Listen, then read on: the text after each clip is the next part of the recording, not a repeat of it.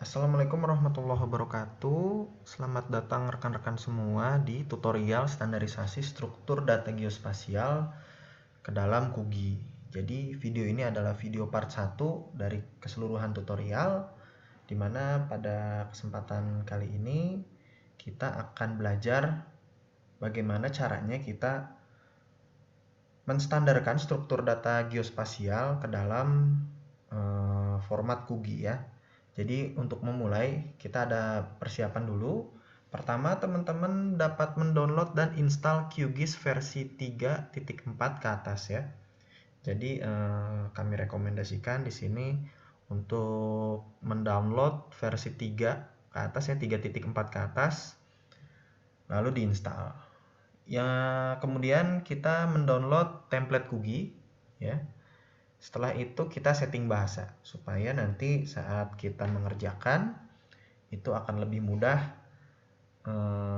kita memahaminya ya, memahami menu-menunya ya. Nanti kita akan setting jadi default bahasa Inggris supaya nanti menu-menunya itu lebih mudah kita pahami, karena biasanya menu bahasa Inggris itu mudah kita pahami. Nah, sebelum kita mulai, saya akan perkenalkan dulu ke teman-teman semua terkait tools yang kita gunakan, yaitu Quantum GIS, atau orang-orang di luar itu memahaminya itu atau mengenalnya itu dengan nama QGIS ya.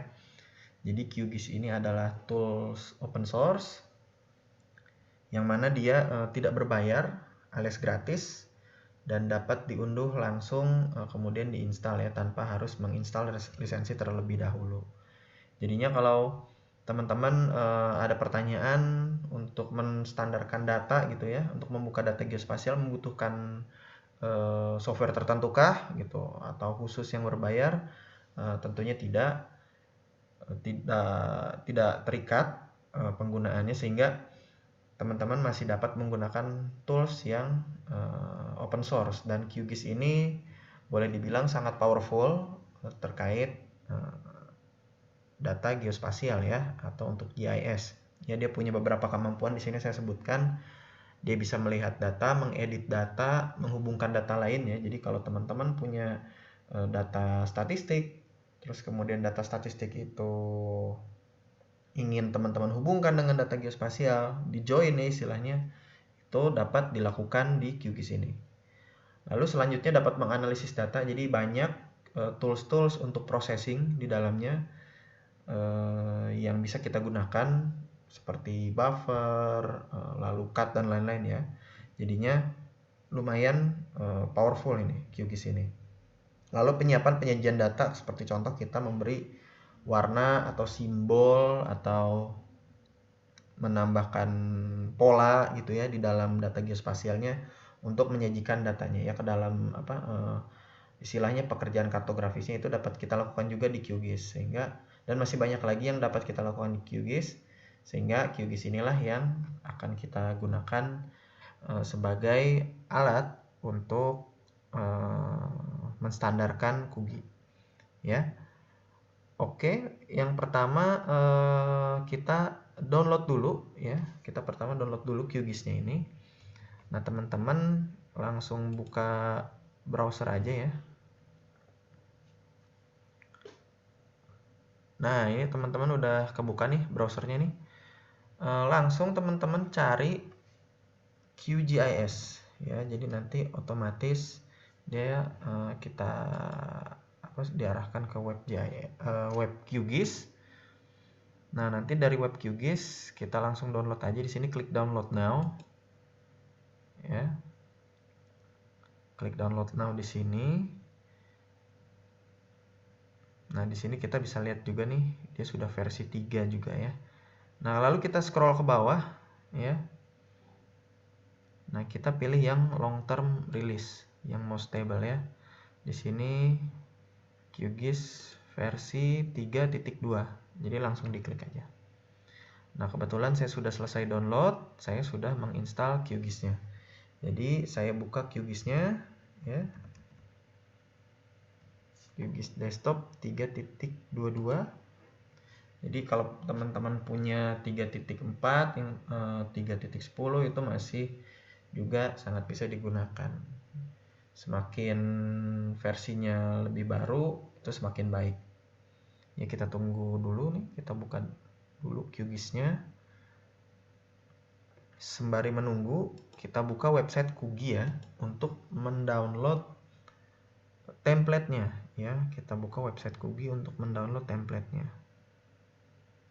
Kugi itu ada di kugi.ina-sdi.or.id. Nah, enter.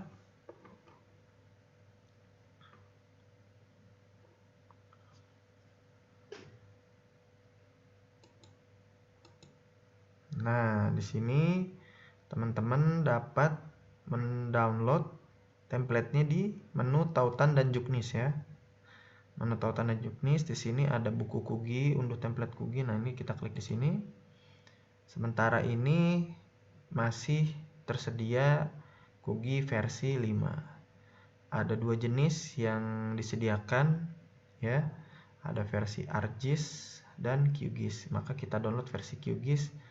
Nah, misalkan skala 5000 ya. Nanti dia akan mendownload secara otomatis.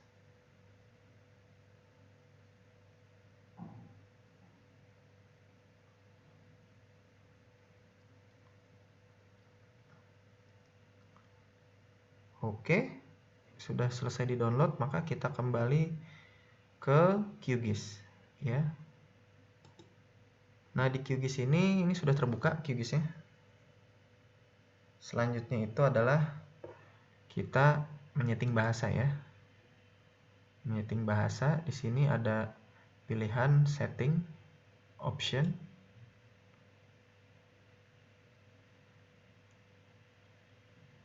Nah, di sini ada banyak menu, teman-teman. Nah, untuk mengubah bahasa ini langsung muncul ya di atas ini. Ini kita klik yang di bagian general, di samping ini ada general, sistem, CRS dan lain-lain. Ini kita klik di bagian general. Di bagian atas ini ada override sistem lokal ya. Jadi kalau misalkan teman-teman secara default bahasa yang digunakan di dalam di PC-nya teman-teman itu secara sistem lokal itu bukan bahasa Inggrisnya American English, itu bisa jadi pakai bahasa Indonesia atau lain-lain, itu kita bisa ubah nih defaultnya menjadi American English. Nah, kalau saya udah sih ya, jadi langsung di OK aja.